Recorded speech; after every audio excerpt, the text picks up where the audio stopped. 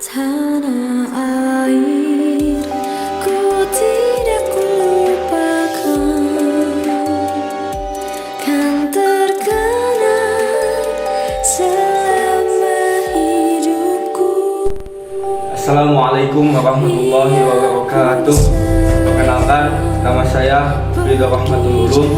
Saya dari kelas PAI 1A, Fakultas Tarbiyah dan Keguruan.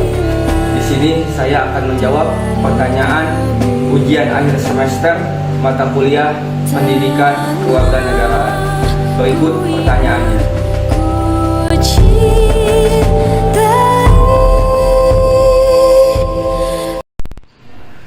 Berbicara mengenai HAM, hak asasi manusia, kita sebagai warga negara Indonesia sudah tidak asing dengan perkataan itu.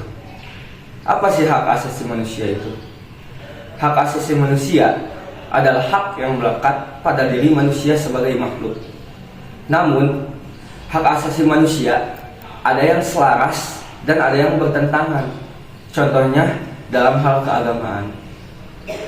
Contoh hak asasi manusia yang selaras dalam hal keagamaan, yaitu kita sebagai manusia mendapatkan kebebasan beragama, entah itu Islam, Kristen, Hindu, Buddha. Dan ketika kita sudah beragama, orang lain tidak berhak mengganggu kenyamanan dan keamanan beribadah kita. Jadi setiap manusia memiliki hak kebebasan untuk melakukan ibadah, entah itu agama Islam, Hindu atau Kristen. Begitu pula hak asasi manusia yang bertentangan dengan agama. Contohnya seperti LGBT. Sebagaimana yang kita tahu bahwa Islam mengharamkan LGBT. Namun para LGBT itu melindungi diri dari kata HAM, hak asasi manusia, yang mana mereka memiliki hak berkebebasan, hak pada diri dia masing-masing. Tapi mengapa bertentangan dengan agama? Karena agama Islam melarang keras menyukai sesama jenis. Yang kita ketahui bersama bahwa itu adalah suatu hal yang haram dilakukan.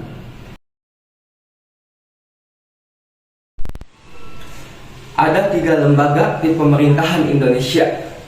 Sebagaimana yang kita tahu, 3 lembaga itu adalah legislatif, eksekutif, dan yudikatif.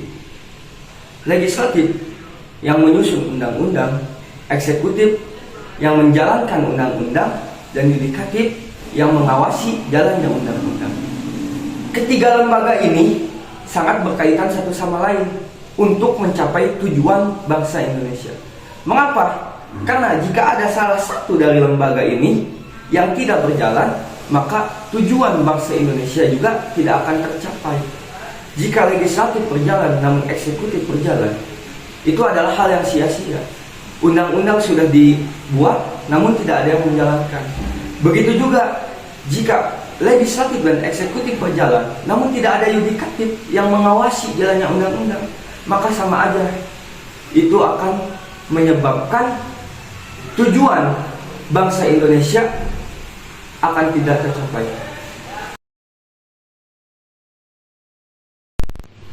Masyarakat madani adalah masyarakat yang berperadaban, masyarakat yang menjunjung tinggi nilai-nilai kemanusiaan.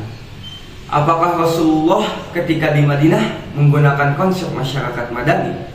Tentu iya. Rasulullah di Madinah bukan hanya berdakwah, tetapi menjadi kepala pemerintah di Madinah. Dengan adanya Rasulullah, Madinah mengalami banyak perubahan. Masyarakat yang tadinya tidak tahu apa-apa menjadi masyarakat yang penuh dengan pengetahuan. Masyarakat yang tadinya acak-acakan, tidak teratur, ketika adanya Rasulullah, masyarakat Madinah menjadi masyarakat yang aman, damai, dan makmur. Rasulullah sukses menjadikan Madinah menjadi kota yang berpengetahuan, kota yang berilmu, dan kota yang maju. Radikalisme di Indonesia tentunya sangat berbahaya Apalagi ketika paham radikalisme ini sudah masuk ke kalangan para pemuda. Mengapa? Karena dengan adanya paham radikalisme ini, banyak kelakuan-kelakuan yang bertentangan dengan ideologi Pancasila. Bagaimana cara mengatasinya? Yang pertama, yaitu mengetahui, memahami, mempelajari isi kandungan yang ada di dalam Pancasila.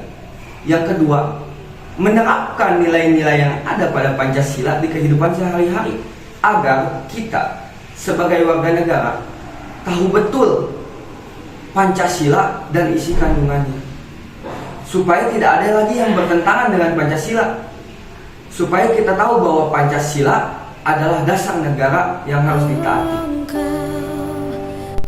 Baik, mungkin itu jawaban dan pendapat dari saya. Kurang lebihnya mohon maaf. Wabillahi taufiq wal hidayah. Wassalamualaikum warahmatullahi wabarakatuh.